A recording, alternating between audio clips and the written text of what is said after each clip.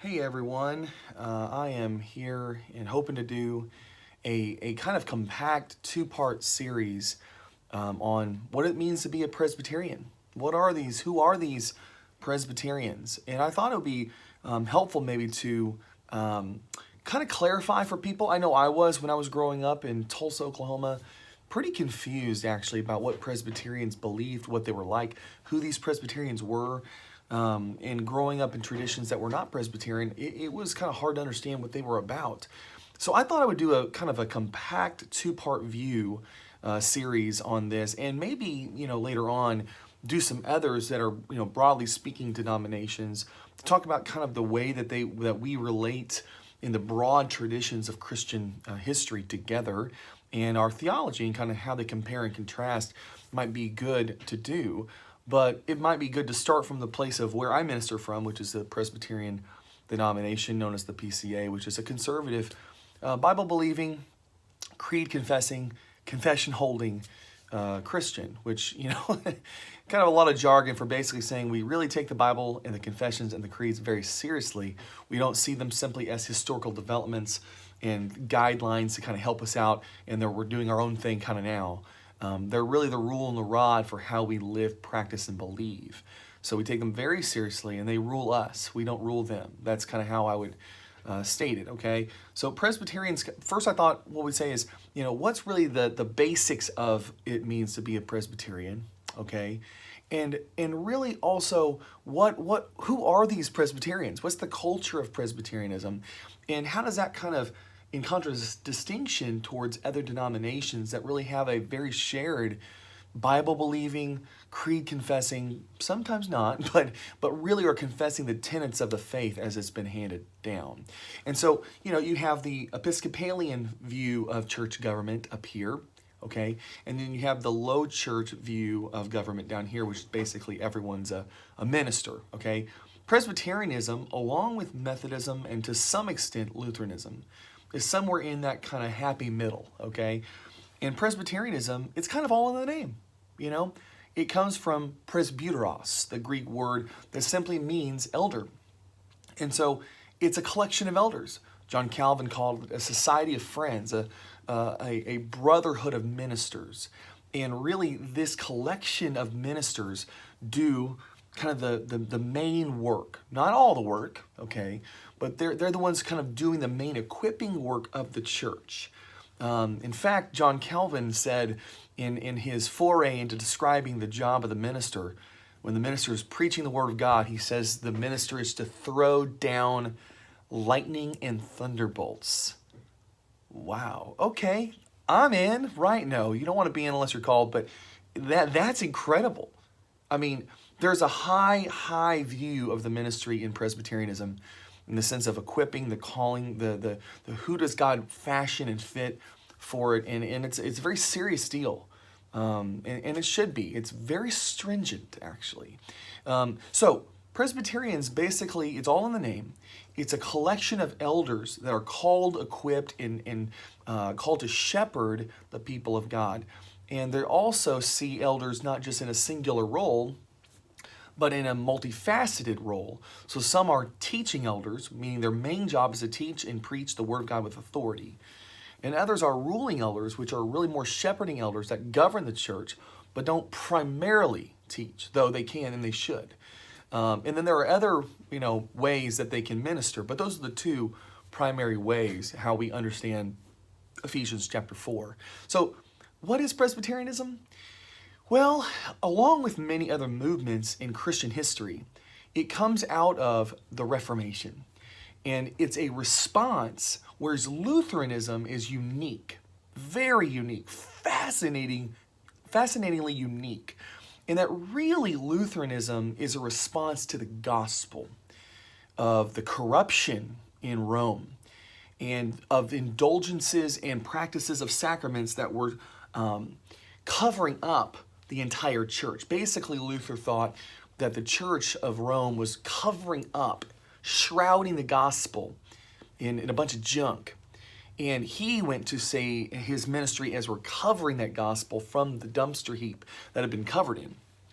So his view was really more of a apocalyptic vision of the devil. He actually says this in his writings, that the devil had made his way into the cathedral, meaning that he believed the Pope and all of the manifestations of hierarchical power was so corrupt that the devil himself had really made inroads into the church. So he saw his ministry primarily as an apocalyptic telling of the gospel in the final days. Very different, actually, than John Calvin's view in the sense of why he wanted to reform the church, okay? But they are partners, and they really appreciated one another quite a great deal. But Luther's kind of inroad into Reformation is not the same as John Calvin's or Zwingli's or others, okay? So Luther sees more as a recovery of the gospel.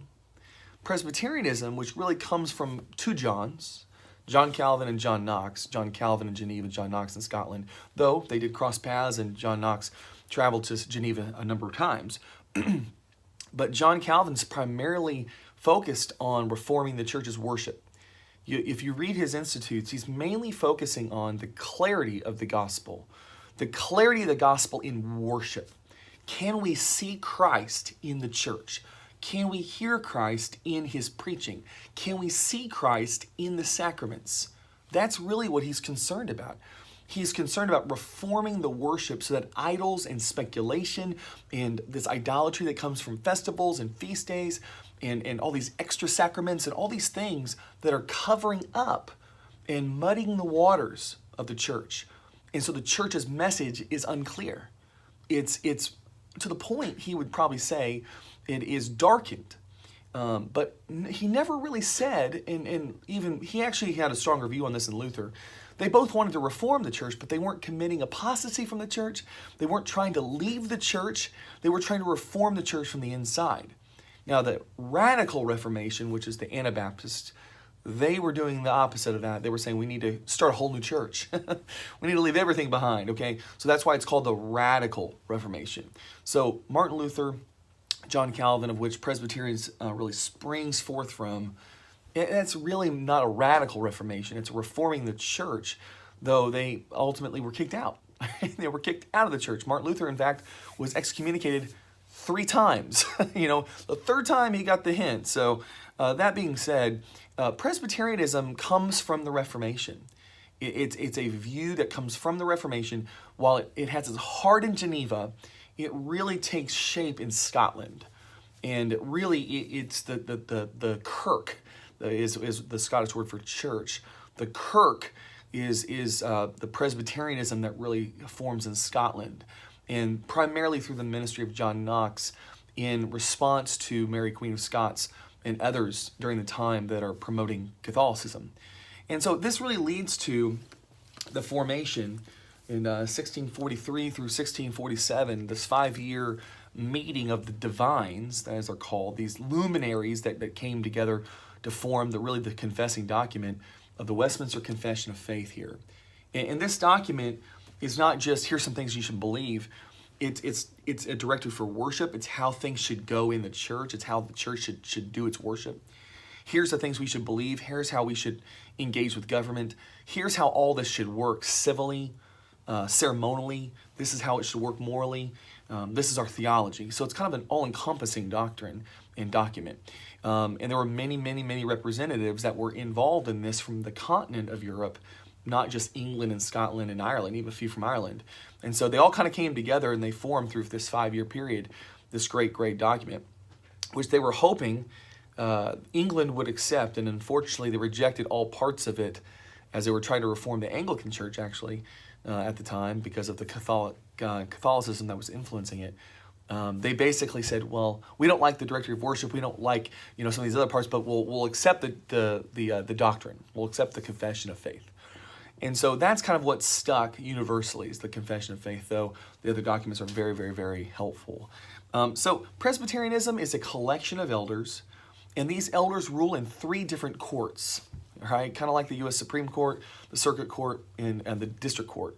It's kind of the other way, around. It's, the Supreme Court kind of goes down to the Circuit Court goes to the District Court, and then vice versa. It's similar in Presbyterianism. It's the session, which is a court of ruling elders at the local church, Then it's the presbytery, which is a collection of elders at the regional level of churches. And then it's the General Assembly, which is every elder, okay, in that denomination. And typically you just send a couple. You know, all the teaching elders go, and then a couple of the ruling elders are kind of tapped to go, okay? And they rule. And they rule in grace, and they rule in peace, and the goal is to rule in truth and love. So that's really how Presbyterian, you know, what is it and where it come from? And who are Presbyterians? In contradistinction from maybe other kinds of wonderful Christians, what is unique about the ethos and the culture of Presbyterianism? Well, you know, it's cultural in some ways. I mean, all denominations have a cultural kind of background and origin, and so part of it's cultural for sure. But Presbyterianism is, you know, it's Scottish, but yet it's really kind of, there's an American phenomenon about it. It's part of the Reformation, but it's also uniquely American too, in a lot of ways. Presbyterianism tends to be slow. It tends to be methodical. It tends to be very organized. It tends to be, you know, more focused on the day-to-day and the mundane than kind of getting yourself ramped up for some sort of spiritual experience.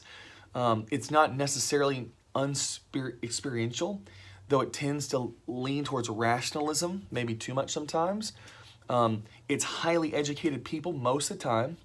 I wish it wasn't that case, but it's typically draws in more highly educated people because I think the cultural background of it, I think sometimes the theology is kind of spoken in such a way that there's not an accessibility quite as much to it.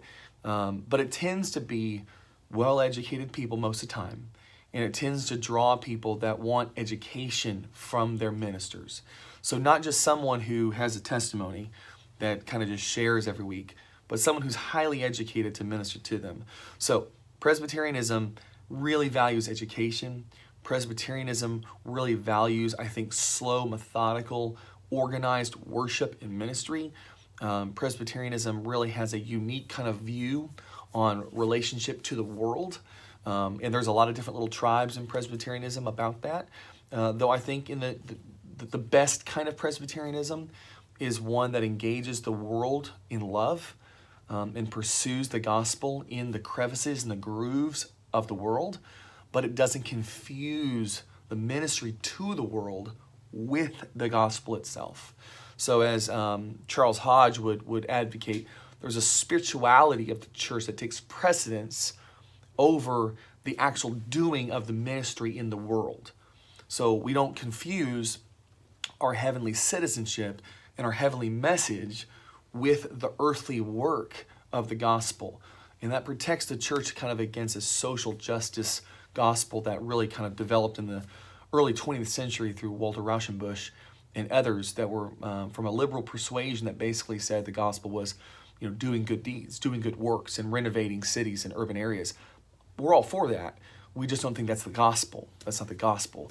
The gospel ultimately is about the center of the heart of a person, not just their mouth and their needs felt. It includes that, but it's not limited to that. There's something more core to it.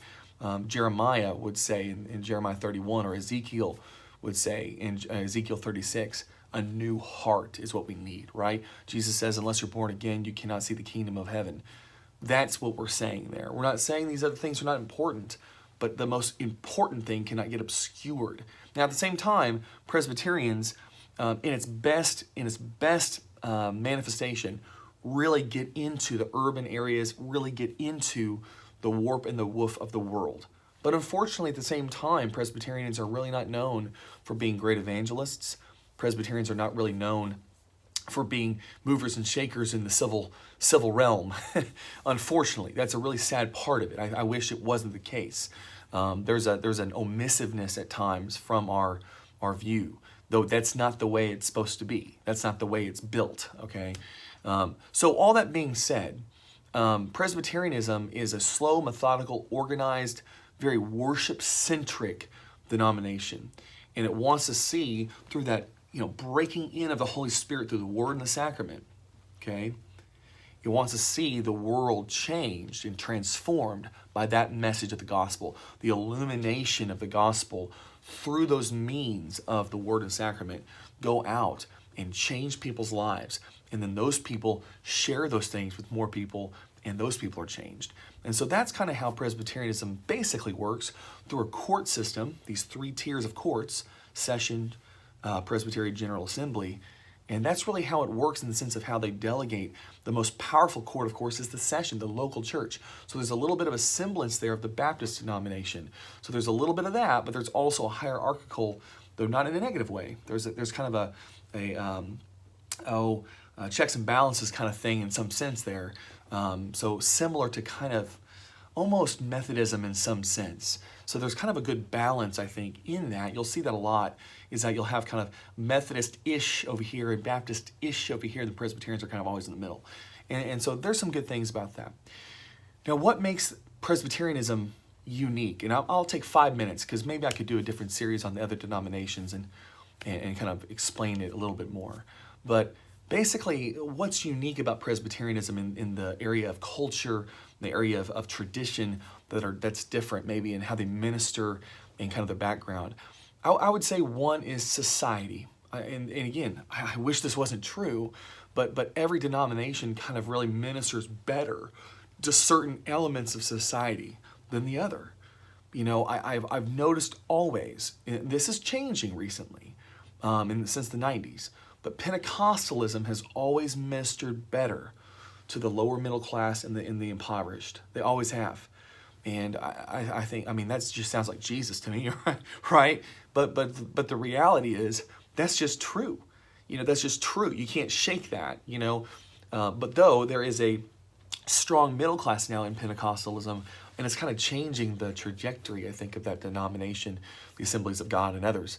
And so there's some difference culturally there. I think Methodists typically are more working class people, though in more urban areas, more educated. But Methodists seem to blend the differences better. They really reach into the weakest and the most impoverished. But yet I think they also in many ways minister well to the affluent. And Methodism connects the culture, I think, better, at least when it ministers to people from all walks of life. They just do.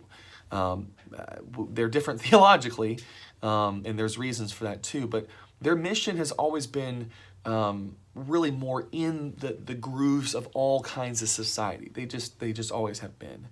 And then Baptists really have a different kind of impetus about them. If any of you are Baptists or have been around Baptists, I think you know what I mean. You know, a key passage for a Baptist is the Great Commission, you know, Matthew 28. And I think the Presbyterians will probably bring that text up once a year, if I'm being honest. You don't hear it a lot, and I hate that. It's there, and we need to be teaching and preaching it. But in the Baptist church, it's typically Great Commission. There's even parts of the Baptist churches right now that are trying to create a Great Commission Baptist denomination to separate itself from maybe all the intramural cultural wars that they're waging right now.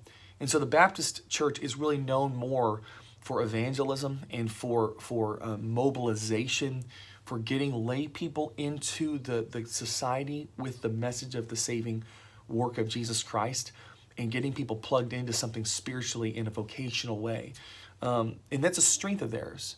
Now, it's also a weakness in some ways too, just like every denomination has a weakness that's glaring, that everyone can see, right? Every denomination has the glaring weakness that everyone can see. And so everyone's got their warts, as we'd like to say. But the Baptists really do a good job of really being on mission. They get out there with the message of the gospel as witnesses. And they're just, you know, it's a little bit more accessible because of theology, though historically this is not true. More recently, their theology in the last, I don't know, maybe 50, 60 years has just been kind of brought down to such an accessible level. It's not well-rounded enough maybe sometimes to really go beyond just witnessing.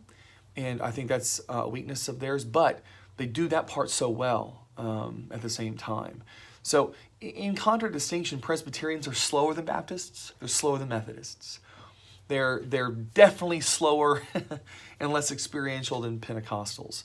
At the same time, I think they have a heart to want to be like Baptists. I think they have the framework of really serving like Methodists do.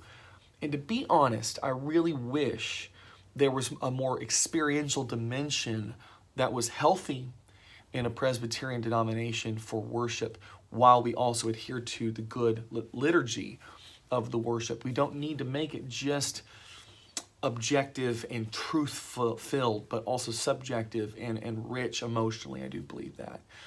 So there's a lot to learn from one another. That's kind of what I'm saying here. But what is Presbyterianism, and who are these Presbyterians? Hopefully this will help you kind of gauge a little bit about that, okay? So this second quick discussion, we'll talk about the theology and the uniqueness of the theology and confessions of the Presbyterians, okay?